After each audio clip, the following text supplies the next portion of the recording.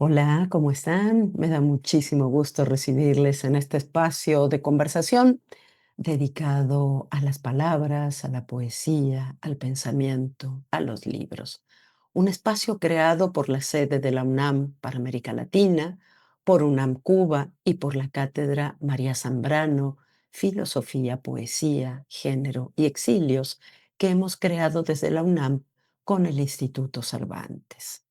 María Zambrano nació el 22 de abril de 1904. Por eso queremos recordarla hoy, 22 de abril, cuando se cumple un aniversario más de su nacimiento.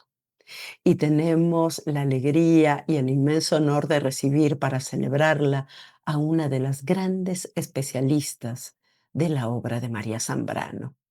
Ella es la poeta Marifé Santiago Bolaños, doctora en filosofía, profesora de estética en la Facultad de Filosofía de la Universidad Complutense de Madrid, patrona de la Fundación María Zambrano y académica correspondiente de la Real Academia de Historia y Arte de San Quirce.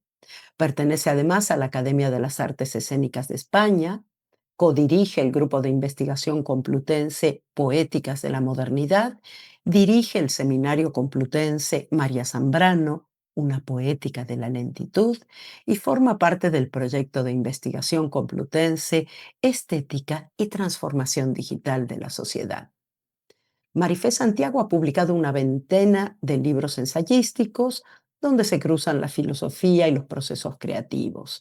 Además tiene poemarios, 4 novelas, una selección de relatos y un texto teatral.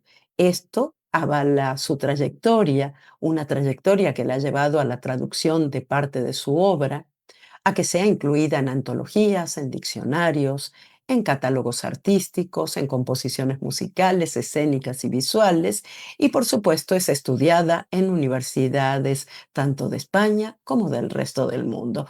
Y yo estoy muy, muy feliz que sea Marifé Santiago quien nos acompañe hoy en esta celebración. Muy bienvenida, querida Marifé, ¿cómo estás? Encantada, Sandra, de poder encontrarme de nuevo contigo después de un precioso encuentro que tuvimos en Madrid cuando se presentaba la cátedra María Zambrano de la UNAM y el Instituto Cervantes, creada por la UNAM y el Instituto Cervantes, en la Casa de México en Madrid hace nada, muy poquitos meses.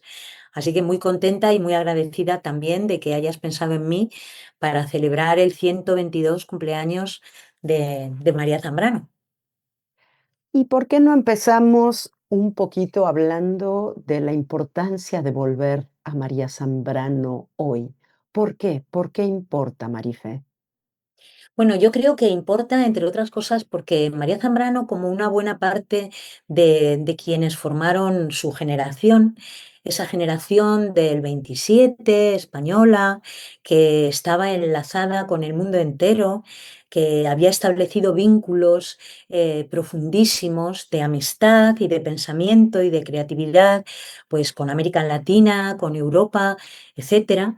Desgraciadamente no pudo concluir, vamos a decir así, aquel proyecto que era un sueño creador, por utilizar terminología de María Zambrano, ¿no? No lo pudo concluir porque las circunstancias violentísimas del siglo XX en España, en Europa, en el mundo, impidieron que lo que era un proyecto de vida y un proyecto social y un proyecto político acabara de nacer. Apenas era un proyecto incipiente, joven, feliz, solidario, potente, fuerte, poético, profundamente poético, esto es muy importante que no lo perdamos de vista, en el que, entre otras cosas, empezaban a pasar asuntos públicos que habían sido hasta ese momento, digamos, incipientes, habían sido intentos a lo largo de muchísimos siglos, pero en este momento empezaban a encarnar y llegaron a encarnar poquito, siendo un conato de ser, como diría también María Zambrano. No llegaron a ser, llegaron a aparecer, a ser un conato, como por ejemplo el hecho de que las mujeres empezáramos a estar en los espacios donde se crean vínculos, donde se toman decisiones, donde se legisla como corresponde y donde a partir de esa legislación también podemos saltarnos, digamos, la barrera y empezar a incorporar puntos de vista que hasta ese momento no habían sido tenidos en cuenta, ¿no? Entonces, bueno, es interesantísimo porque si la generación en general, ¿no? De una manera general, no pudo desarrollar su proyecto tal y como lo estaban tejiendo. Muchos de ellos se tuvo la suerte y ahí fue, creo, muy importante tener en cuenta pues lo que hicieron países, gobiernos, ¿no? Como por ejemplo el mexicano, y cómo trabajaron tanto digamos, el gobierno democrático español con el gobierno mexicano y con otros gobiernos para que al menos los intelectuales españoles y los creadores y creadoras españolas pudieran salir y que no se perdiera, ¿no? Que se recogiera en otro lugar lo que se estaba haciendo, e insisto en esto, puesto que tenían muchísimos vínculos ya con intelectuales y creadores americanos, por ejemplo, ¿no? Claro, entonces, para muchos, aquello que fue un sueño concluyó, se continuó allí, pero para las mujeres y en concreto para María Zambrano, que es de toda la generación, quien le da forma intelectual, poderosa, me atrevo a decir incluso, aunque suene una palabra ontológica, ¿no?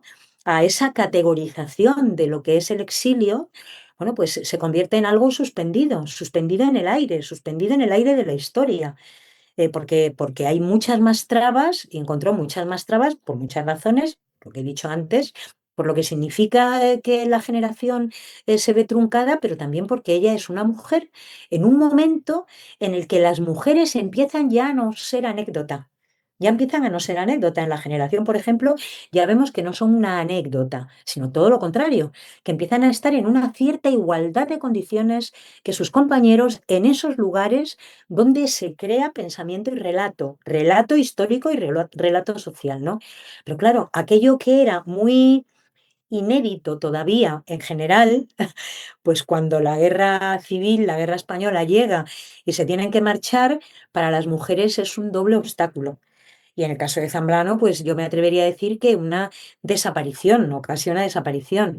Entonces eso hace que en cuanto ella empieza a regresar y su palabra empieza a regresar a Europa, a partir de finales de los años 50 primero, y después ya cuando vuelve otra vez a España en los años 80 con todo lo que eso significa, bueno, pues el pensamiento de María Zambrano se ha quedado en la Dugué bersoniana, ¿no? Pero empieza otra vez a echar a andar y entonces nos encontramos no solamente con las páginas perdidas y con los agujeros negros, sino con que estaba haciendo ya un plan, me atrevo a decir, estratégico del pensamiento de la fuera, en el que todo lo que son las grandes problemáticas contemporáneas empiezan a tener un camino. O sea, un camino. Con lo cual, a mí me emociona muchísimo, Sandra, te lo digo de verdad, y creo que lo hablé contigo también cuando nos conocimos, me emociona muchísimo, pues no sé, una tesis doctoral en Chile, por ejemplo, de alguien que entiende que el pensamiento de María Zambrano es de verdad aleccionador para hacer un duelo, por ejemplo, un duelo social, ¿no? Después de un momento crítico en el que necesitamos mirarnos a los ojos unos a otros para que esto empiece a ser algo nuevo, ¿no? Entonces, Zambrano, ¿por qué es importante? Pues porque de repente ella deja en suspensión temas que son temas absolutamente actuales. Fíjate que a partir de esto que estás diciendo, digamos que hay 2 caminos por los que sigue el pensamiento de María Zambrano, 2 caminos geográficos, por llamarlos de alguna manera, que son a la vez simbólicos, ¿no? Simbólicos y políticos. Uno es lo que ella forja en el exilio y otro es esa presencia fantasmal Ujú. en un régimen franquista que hace que desaparezca, intenta borrarla, pero sin embargo las huellas, Sí. pocas, tenues, siguen estando. Y de alguna manera lo que gente como tú está trabajando y está haciendo es poner en diálogo esta suerte, no voy a decir de dos Zambranos, pero sí recuperar también tanto lo que se hizo afuera como lo que fue quedando en la España franquista. Y es un trabajo como de tinta invisible que de pronto sale a la luz, ¿no? Porque Sí. eh, ambos se van revalorizando mutuamente, me parece. No sé qué piensas. Pues estoy completamente de acuerdo contigo, porque además es que no hay tanta distancia. O sea, esto es maravilloso, esto es maravilloso. Me interesa además que hayas hablado de la huella y que hables de los fantasmas, porque me parece, bueno, primero, porque Zambrano habla de los fantasmas y habla en su propia bibliografía. Estoy pensando, por ejemplo, en los textos que escribe en torno al cine, y sería muy recurrente pensar, bueno, cine, fantasmas, hay todo un camino, ¿no? Benjamin, en fin, tal, ¿no? Es que ella habla de los fantasmas desde ese otro lado, de las huellas que quedan y que no se borran, quiero decir, no se borran. Y las vas encontrando, y a nada que de pronto hagas un ejercicio de un desvelamiento que no deja de ser un ejercicio también de suspensión de prejuicios, que esto es curioso, ¿no? Una epogé extraña, ¿no? Una epogé poética.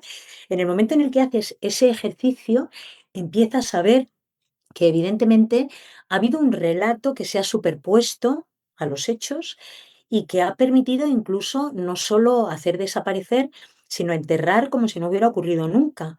Pero los fantasmas salen al exterior, están siempre y nos acompañan. Y gracias a que nos acompañan, bueno, pues podemos decir esa maravillosa expresión zambraniana de no estamos solas, porque tenemos un camino recibido. Un camino recibido que ella recibe y que ella recibe no siendo pionera. Esto me gusta mucho insistir en ello, ¿no? Porque siempre decimos pionera, la primera mujer que u otra, la primera. Nunca hay pioneras, hay herederas, hay herederas. Y ella se sabía heredera de toda una tradición de seres larvados, que también es otra expresión que me encanta suya, de seres larvados, de seres cuyas vidas no han tenido lugar, y a lo mejor han tenido lugar en el sentido más material básico, quiero decir, han estado en un lugar, o sea, han estado en no sé dónde, que yo puedo decir en tal lugar, en tal sitio más que lugar, pero no han tenido verdaderamente en fin, ¿no? La capacidad de hacerse ver, de hacerse oír, de estar, fíjate, de estar, ¿no? Son seres casi desaparecidos, y que son seres espectrales, más que fantasmáticos, pero son seres que han sido capaces precisamente en esa especie de fantasmagoría de sostener todo aquello que el relato oficial no deja que aparezca. O sea, han sido, de verdad, no sé, los que estaban en vela, los seres en vela. No, esto es una cosa preciosa. Son los seres en vela que han permitido que el mundo siga, y que en el momento en el que se den de nuevo las circunstancias, casi como si fuera algo fortuito, ¿no? Ella lo llamaría destino, con lo cual es un fortuito raro, ¿no? Pues de repente ese fortuito raro, vamos a llamarlo destino, por manejar también su vocabulario, hace que aparezcan con naturalidad. O sea, son como una planta, como una semilla nómada, ¿no? Que de pronto dices, pero vamos a ver si yo, a mí que me encanta, en fin, que me encanta jardinar, ¿no? A jardinar el mundo a veces de verdad y otras veces a jardinarlo simbólicamente, ¿no? A jardinar el pensamiento. De pronto algo aparece como una flor que tú no esperabas y dices, caray, pero esto, y dices, claro, es que esta escalera lleva a tal lugar, ¿no? Y entonces, bueno, pues también es muy bonito ver que efectivamente la verdad, por mucho que la tapemos y por mucho que la confundamos y por mucho que hablemos de posverdad, queriendo decir que no hay verdad, cosa que no es real, no es verdadero, eso sí que no es verdadero, ¿no? Quiero decir, camuflamos las palabras para hacer desaparecer realidades, quiero decir, realidades, ¿no? Entonces hablamos de posverdad, dando por hecho que cuando decimos verdad estamos imponiendo, ¿no? Es que imponer no es lo mismo que verdad, pero las verdades afloran como esas semillas, por mucho que tú quieras. Zambrano dice una verdad, aunque sea escribiendo. Bueno, esa escritura a veces, y tú lo sabes bien, Sandra, no es una escritura en un texto. Eso es la obra de Zambrano, que hay que empezar por ahí, hay que conocerla, hay que leerla, hay que recuperarla. Se ha hecho ya un ejercicio de mucho tiempo. Hay obras completas ya en España a punto de terminar, la obra completa. En Italia se está traduciendo la obra completa. Quiero decir, o sea, que más allá de que se esté traduciendo obra específica a distintas lenguas, ya hay un ejercicio de obra completa traducido, lo que te digo ahora, por ejemplo, en Italia. Pero claro, la obra, en el caso de Zambrano, además, es clarísimo, es que va en paralelo al viaje personal que ella está haciendo. Con lo cual, cuando está escribiendo de un tema determinado y se detiene a pensar en un tema determinado, en realidad no tiene el menor problema en saber qué lleva ella en la maleta de su propia vida. Mm, Con lo cual, es verdad, o sea, los fantasmas son también la memoria. Y esa memoria no está detrás, esa memoria está delante. Esa memoria está delante, y entonces está guiándonos, no para que la sigamos a lo mejor, sino para que sepamos que no estamos solas. Con lo cual, el fantasma huella que está en tantos lugares y la obra de Zambrano al final crean una unidad. Y esto es también una de las condiciones que me parece que son fundamentales para entender eso que ya un poco en broma, ¿no? Entre nosotras, yo que sé, pues por ejemplo en el Seminario Complutense decimos el fenómeno Zambrano. O sea, que de pronto haya una cantante, ¿no? No voy a dar el nombre, pero una cantante jovencísima, ¿no? Que de pronto te escribe y te dice, voy a ir al seminario porque es que voy a sacar un disco que está inspirado en. Y entonces dices, pero bueno, esto es increíble, ¿no? Una cantante, quiero decir, no sé, como que no es que coja unos textos de Zambrano, sino que diga, es que he entendido, o no, es que tenemos un club de lectura en no sé dónde, una cosa completamente delirante, zambranianamente utilizando el término delirante, o sea, fuera del surco completamente, que estamos leyendo tal porque, fíjate, esta es la última noticia, ¿no?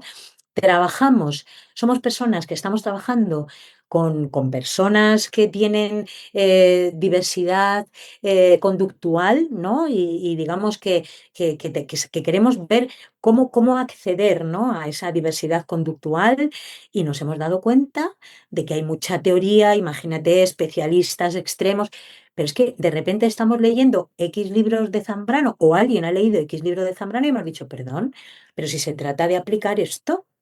Entonces, esa es mi gran sorpresa, que es lo que te decía también de lo de Chile. Para mí fue una gran sorpresa cuando leí el libro que nace de la tesis de una profesora chilena, ¿no?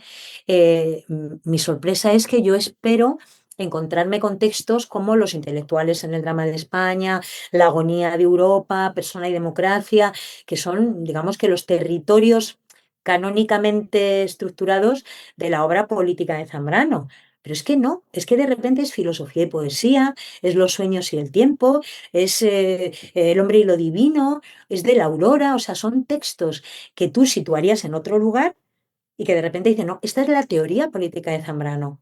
Es que esto es como para que pensemos también los términos, ¿no? Es increíble, de verdad. sí, lo que sucede es que, claro, es tan amplia y tan diversa la obra de Zambrano que un poco te permite ir siguiendo pistas a lo largo de todos sus libros, ¿no? Pero pensaba eso de tener detrás, y tú tienes detrás una imagen maravillosa de Zambrano. Sí, Cuéntanos un sí. poquito de eso. Pues mira, es una historia bien bonita, es una historia bien bonita que me encanta además poder compartir porque casi es como un regalo de cumpleaños, ¿no? Como estamos celebrando el cumpleaños de Zambrano, casi es un regalo de cumpleaños. Esto está en la calle Grabador Espinosa de Segovia, donde vivió Zambrano, una de las dos casas, bueno, la más, donde vivió más tiempo, todos los años que ella pasó en la ciudad, donde bueno, llegó siendo muy, muy niña, cuando sus padres, ambos maestros, Blas Zambrano y Araceli Alarcón, pues encontraron, o sea, los mandaron allí como profesores y le vieron, estamos hablando 1900, vamos a ver, ella nace en el 4 5 6 7 8 pues a lo mejor en el 9 nunca recuerdo muy bien si eran 5 años, 6 años, pero bueno, que estamos ahí, en esos primerísimos años del siglo XX, ¿no? Es una historia maravillosa. Los padres son maestros, llegan a la ciudad, aunque ahora se llega desde Madrid hasta Segovia en 21 minutos en el AVE, en el tren AVE, 21 minutos, y si vas en autobús, tres cuartos de hora, una hora, o sea, quiero decir que estamos al lado, ¿no? En aquellos momentos era una aventura, o sea, una aventura de horas, ¿no? De horas. Cuando ellos llegan a la ciudad, se encuentran con una ciudad de lo que podríamos llamar una ciudad absolutamente provinciana, en el sentido, en todos los sentidos. Quiero decir, que aparentemente está muy lejos de los centros donde están pasando muchas cosas, ¿no? Muchas cosas a nivel europeo. Y sin embargo es alucinante porque en todos los rincones de la Tierra, por muy alejados que parezca que estén, cuando tienes de verdad ganas de que el mundo esté unido, aparecen, pues esto, los claros del bosque, ¿no? Entonces, bueno, es curiosísimo y maravilloso ver que estaban al día de todo lo que ocurría, o sea, al día de todo lo que ocurría en derechos sociales, quiero decir, en publicaciones, en traducciones. Entonces, Zambrano va a empezar a ir al cole en Madrid siendo muy, muy pequeñita, porque su madre era maestra, entonces por una historia empieza a ir al cole, pero donde empieza verdaderamente su formación escolar y luego en el instituto y todo eso va a ser en Segovia. En Segovia va a ser, bueno, ella lo diría, ¿no? Se lo dedica a su padre, un libro, dice, habla Zambrano a mi padre porque me enseñó a mirar, pues un poco donde aprende a mirar de alguna manera, ¿no? Es Segovia, donde nace su hermana Araceli, que ella dice que es de los regalos más bellos que le hace la vida, porque le enseña la hermandad, y la hermandad, en este caso es la hermandad de sangre, pero le enseña la experiencia de la hermandad, que ella tuvo mucho más allá de Araceli. O sea, ella tuvo la experiencia de la hermandad con sus amigos y con sus amigas a lo largo de toda su vida, desde el principio hasta el final, ¿no?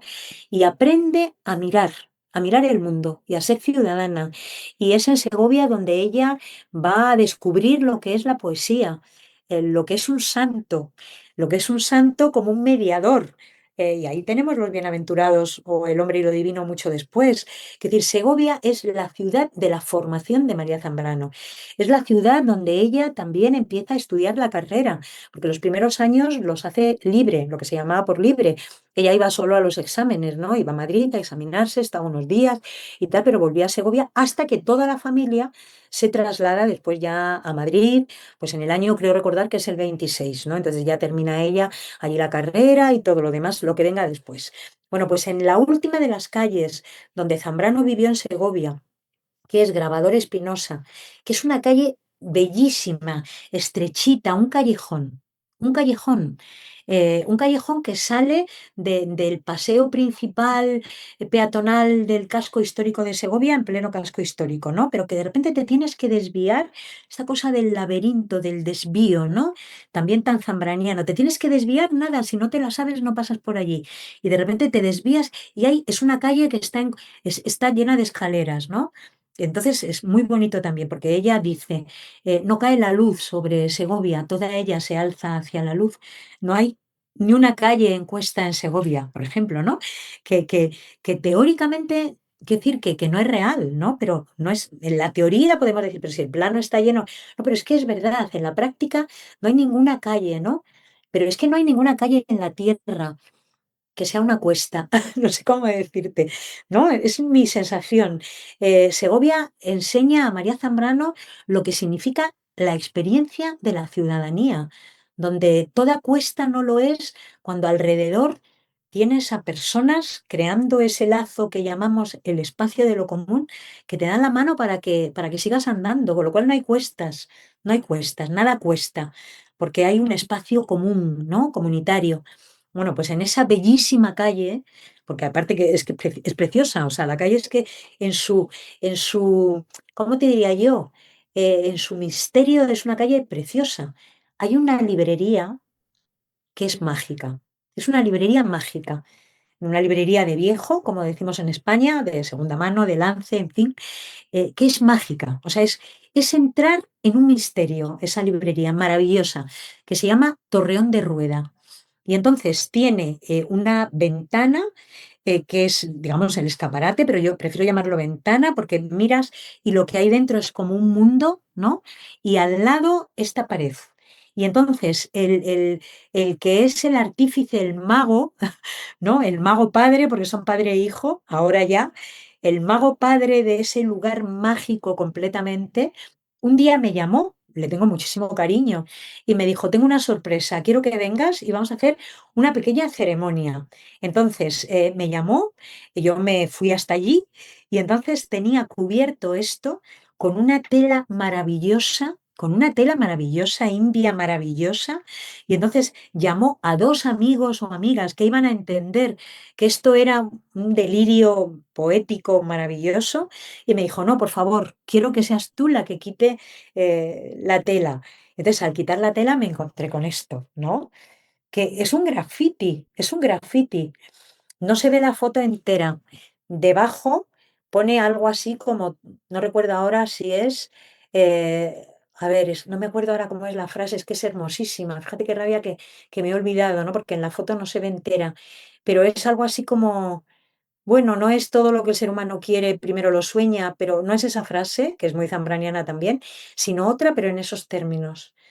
Preferible seguir andando en el sueño antes que, en fin, habla de los sueños y el tiempo, de la ciudadanía, de los espacios de lo común, del camino recibido, de lo que es un pensamiento, Sandra, que esto me apetece también que lo compartamos, ¿no?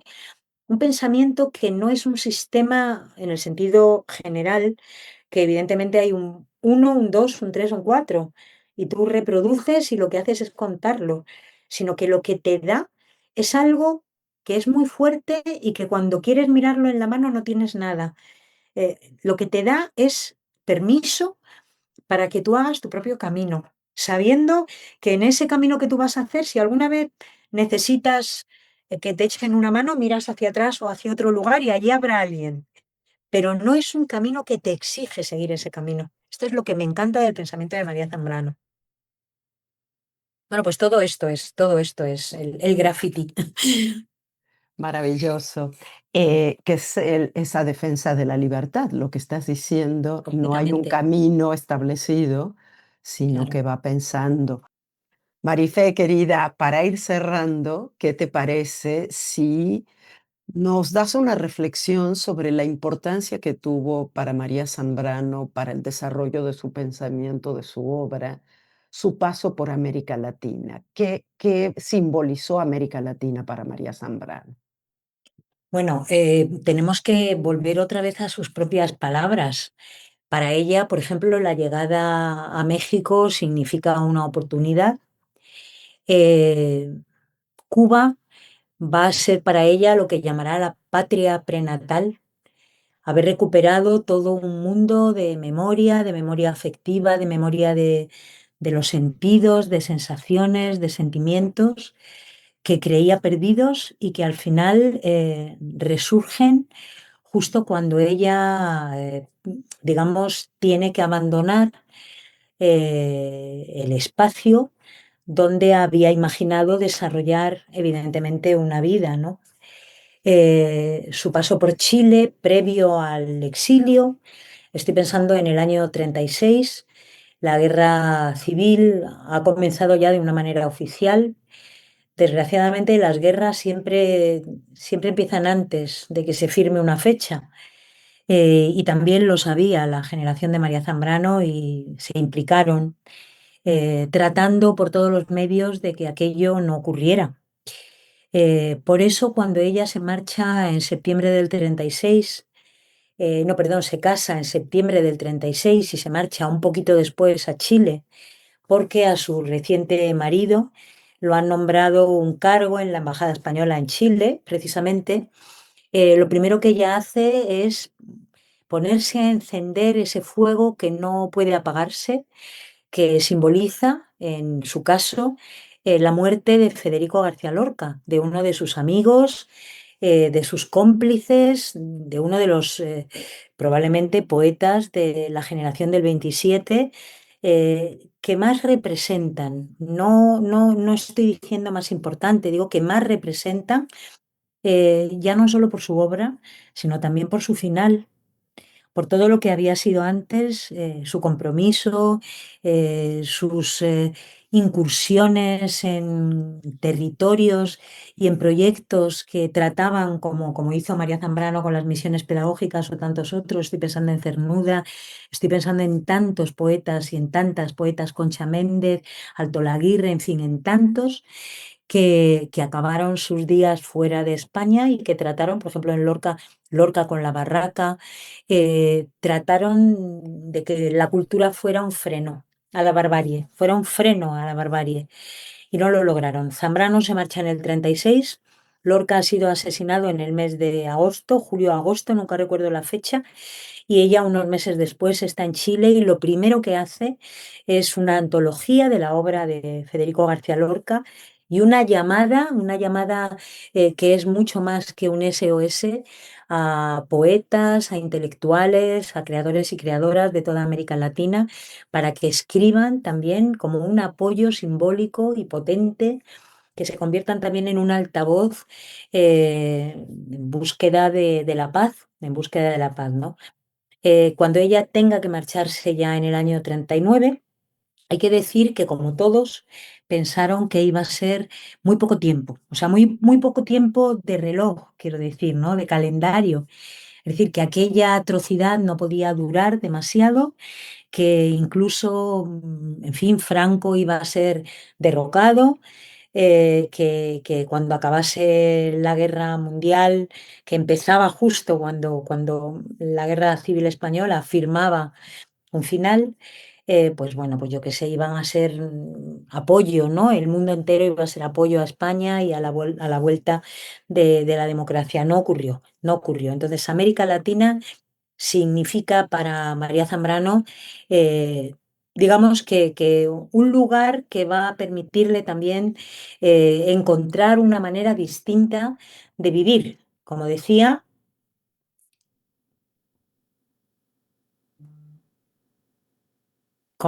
antes, pues ella va a tratar por todos los medios de que no.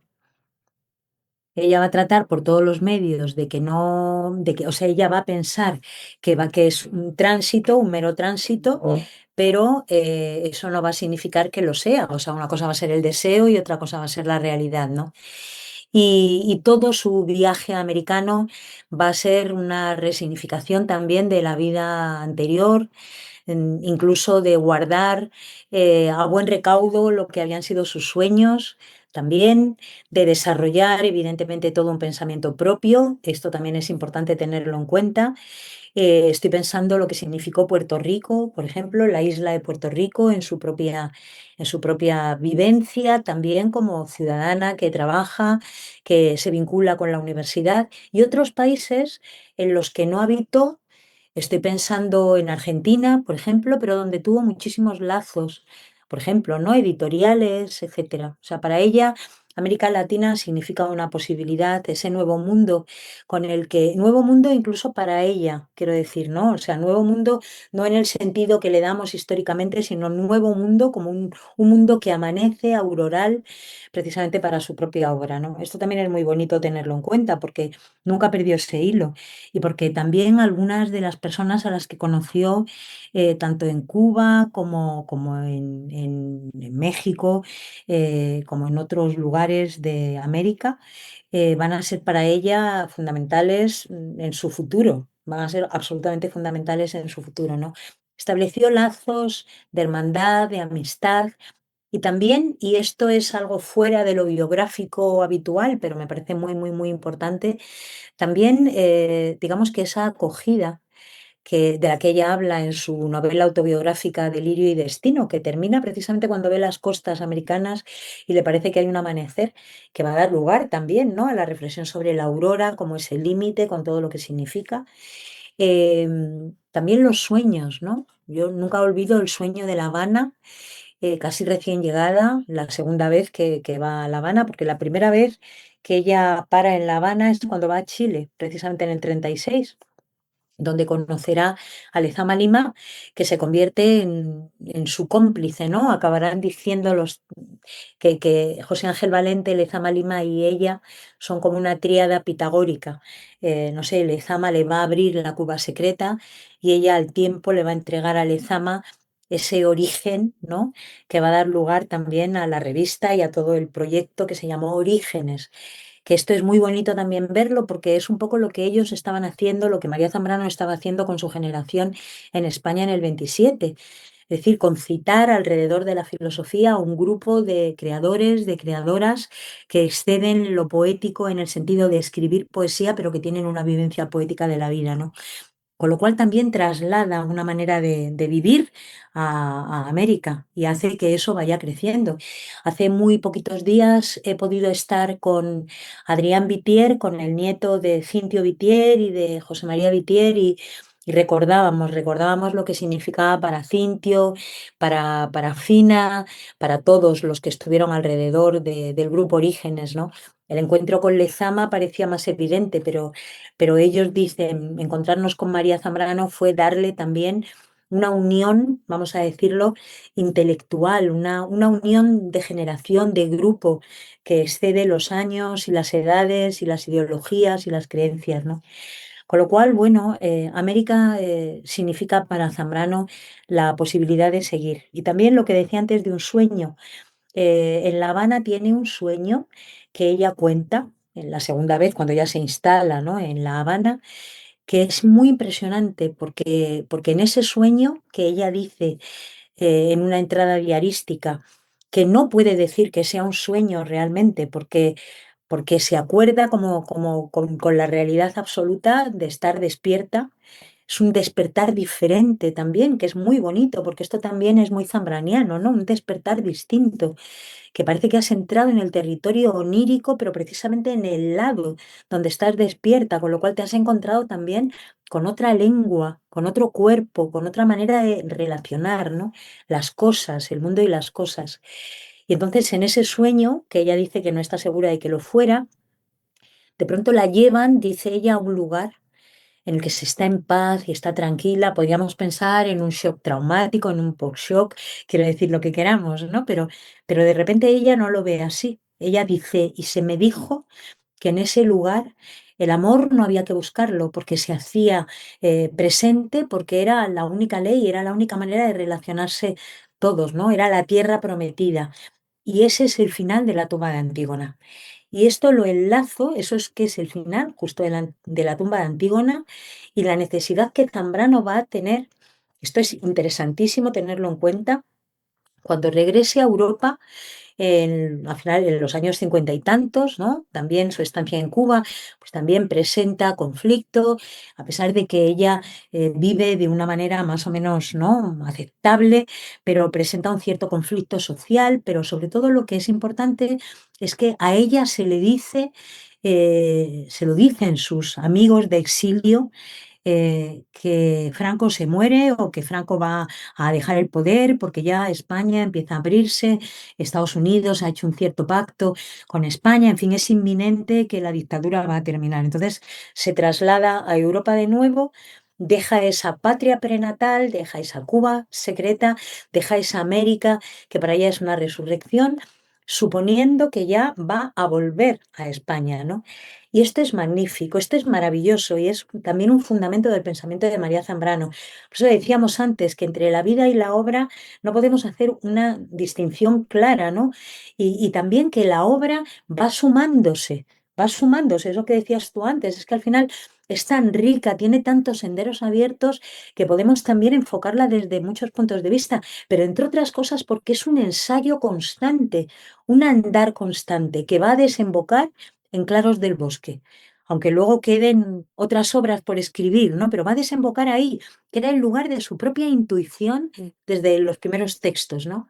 Bueno, pues cuando está en Roma, ya instalada en Europa de nuevo, suponiendo que eso va a ser la vuelta ya a España muy pronto, en una entrada diarística ella recuerda ese sueño de La Habana.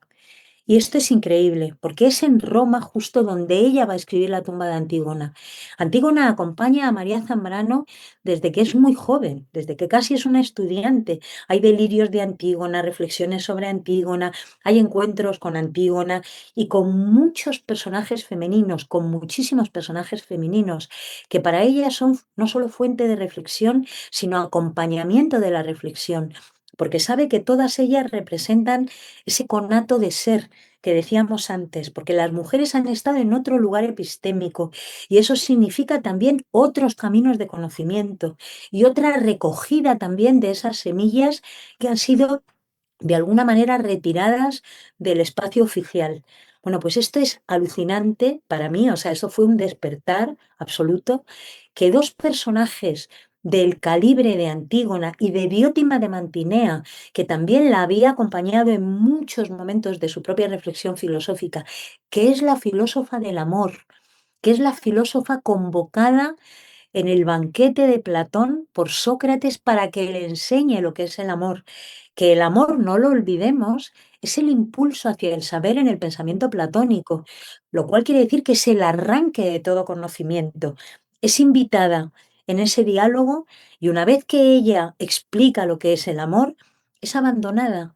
Y nunca más volvemos a saber de Diótima de Mantinea, se duda de su existencia, creemos que es un personaje mitológico, que es un invento del propio Sócrates o del propio Platón.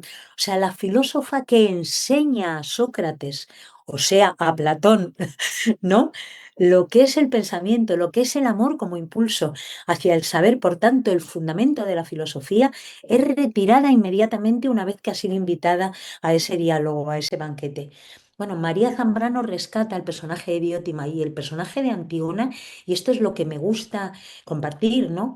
Y los convierte, tiene necesidad ya no solo de que sean delirios, de que sean acompañantes, sino que tiene que escribir para ellas un espacio que les dé cuerpo, o sea, textos teatrales. De repente no es suficiente con el delirio, con el hablar fuera, ¿no? Sino que necesitamos encuerparlas, necesitamos que alguien les preste un cuerpo en la escena para que podamos verlas y sentirlas y no solo imaginarlas, no solo escucharlas, tenerlas delante, como hace el teatro, como el teatro tiene la obligación de hacer. Y entonces es increíble porque esto hace que, por ejemplo, ella escriba en esa entrada diarística, bueno, pues que soñó en La Habana, ese lugar donde el amor no había que buscarlo, porque se hacía, o sea, esa tierra prometida de la que habla al final Antígona, cuando de repente ya empieza a amanecer y vienen los carceleros o quienes sean los personajes de los desconocidos a llamarla. Y ella dice, ah, sí, sí, ya está la estrella, entendemos que es la estrella del amanecer, o sea, la estrella de la aurora, o sea, Venus, o sea, el amor, es el momento ya, ¿no? El momento ya, amor, amor, tierra prometida, ¿no? Y Diótima de Mantinea, en esa orilla, esperando en esa orilla, o sea, fui convocada y de repente todo el mundo dejó de escucharme. Es que es muy emocionante, es que es muy emocionante. Dejaron de escucharme. Yo estoy aquí para escuchar a todos a la orilla del mar, esperando que venga aquel, bueno, pues que de repente me necesite y entonces empecemos también una nueva historia, ¿no?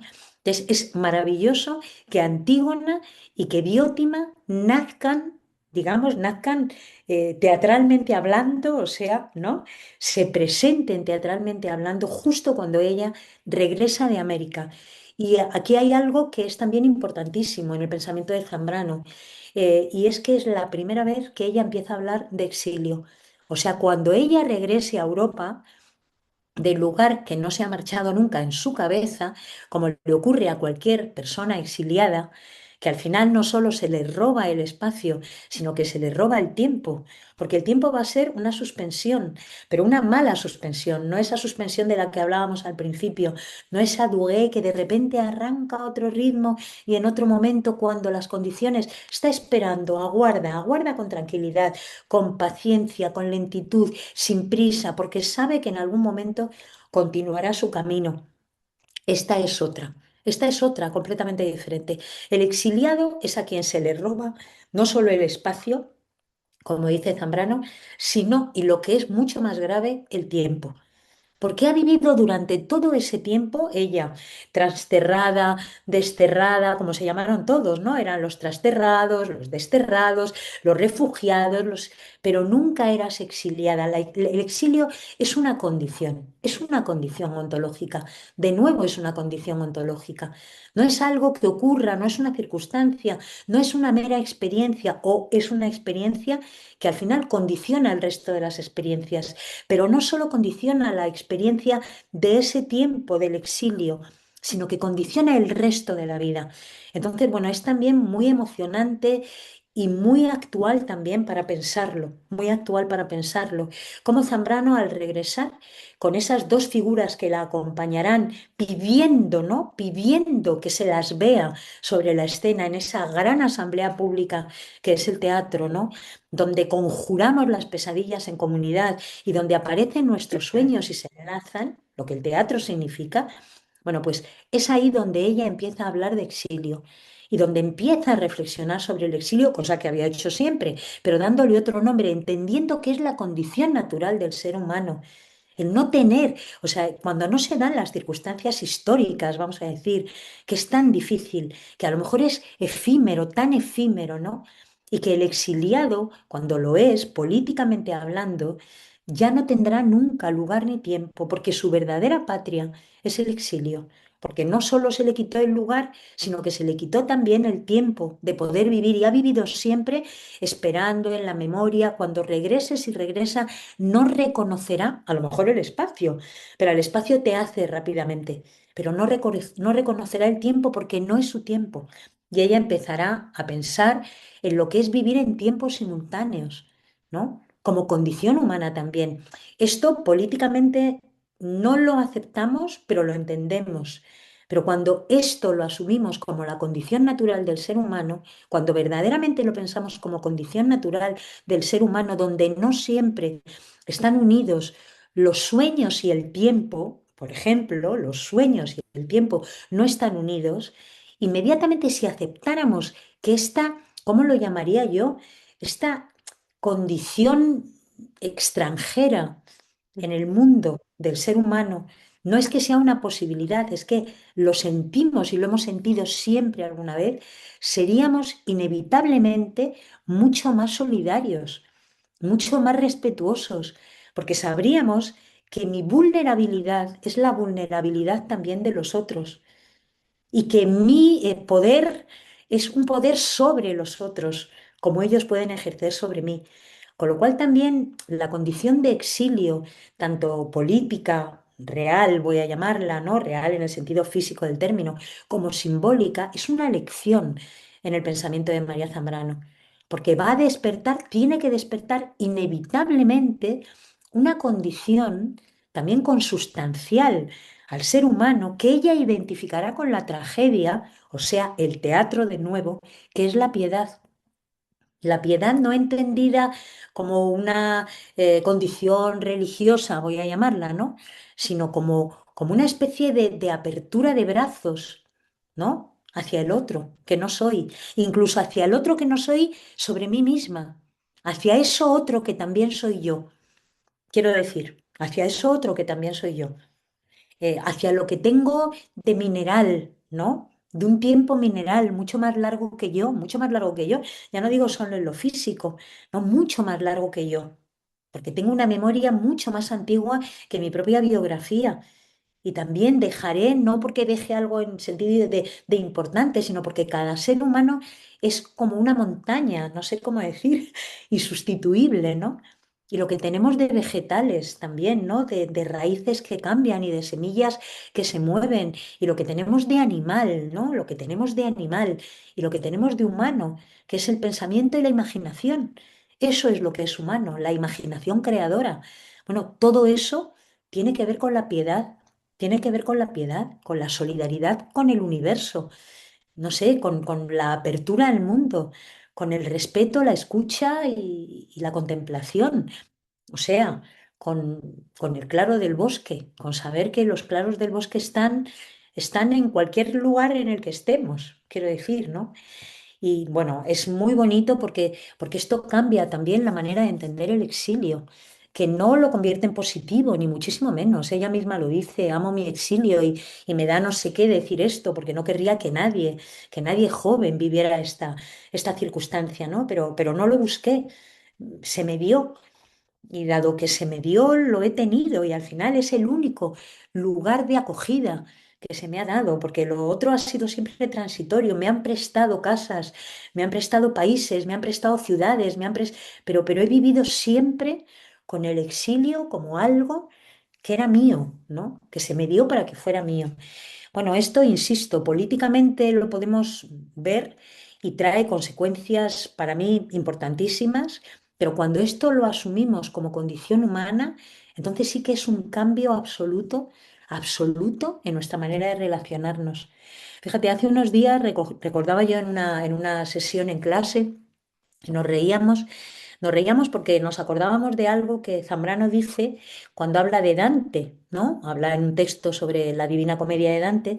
Entonces hace mucho hincapié en algo que Dante cuenta en la Divina Comedia, ¿no? En el infierno, dice que para salir del infierno, también con la gran metáfora que eso significa, ¿no? Estamos hablando también del exilio, pues volvemos otra vez ahí. Y dice, Virgilio está con Dante y entonces no puede salir del infierno. El infierno es el lugar en el que no se olvida, ¿no? Lo cual es ya la condena total, porque no puedes olvidar, ¿no? Entonces es la condena total, ni siquiera puedes olvidar que estás en el infierno, o sea, esa es tu condición, pero fíjate cómo se parece a lo del exilio, ¿no? Por mucho que vivas una vida, estés feliz, si verdaderamente eres un exiliado y lo sientes como tal, es que es una condena, porque nunca puedes olvidar esa circunstancia, ¿no? Ni tampoco las circunstancias que te llevaron allá, ¿no?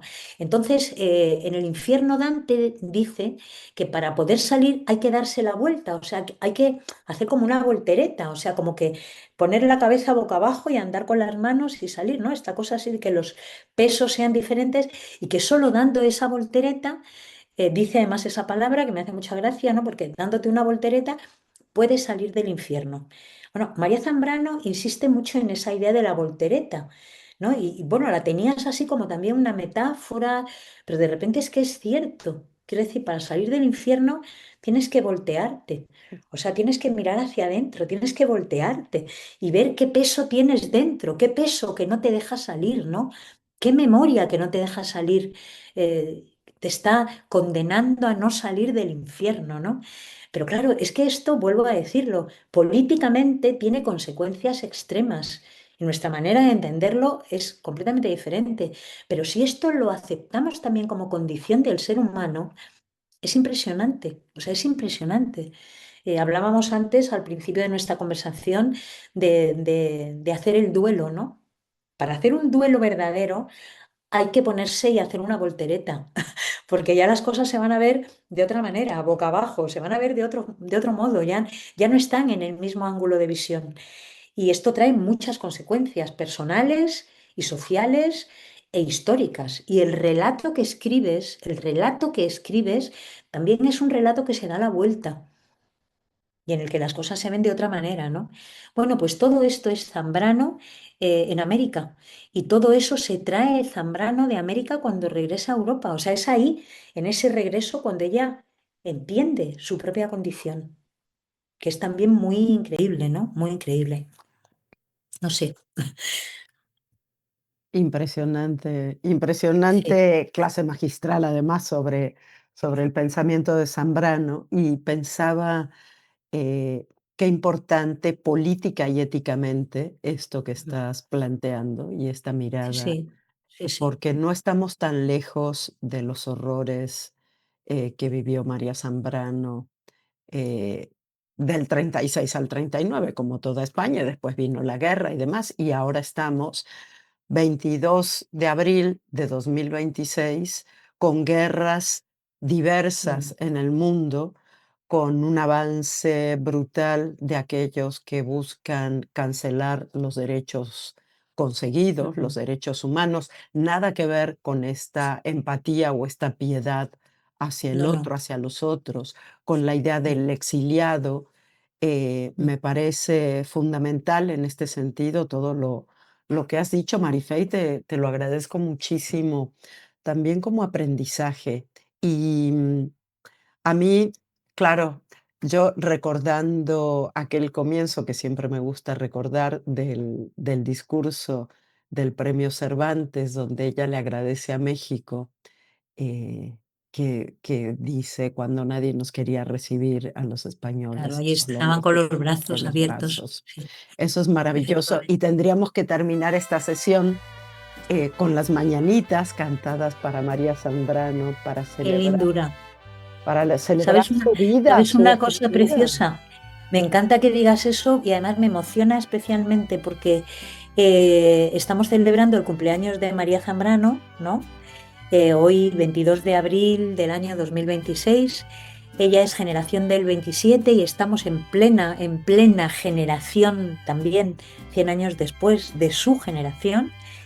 Y las mañanitas para mí son algo muy, en fin, especial, te lo digo, porque es la canción que desde que tengo memoria de mí misma, mi madre me cantaba cada uno de mis cumpleaños, No me digas.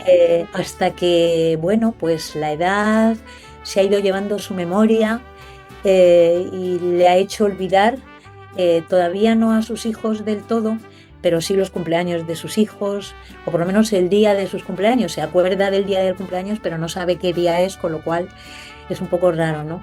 Y para mí, o sea, para mí, día de cumpleaños significa, insisto, que hay una voz, que es la voz de mi madre, que me canta en las mañanitas. Así que Ah, imagínate qué cosa tan bella también que tú termines y cuánto te lo agradezco, Sandra, con este recordatorio que para mí es muy emocionante, ¿no? Me parece pues, precioso que le cantemos las mañanitas a María ¿verdad? Zambrano. Y la Sí, próxima vez que tú cumplas años, en tu próximo cumpleaños, iremos con pues ha sido, mariachis pues a me encantará, cantarte. me encantará. Pediré la fecha para que me la volváis a cantar.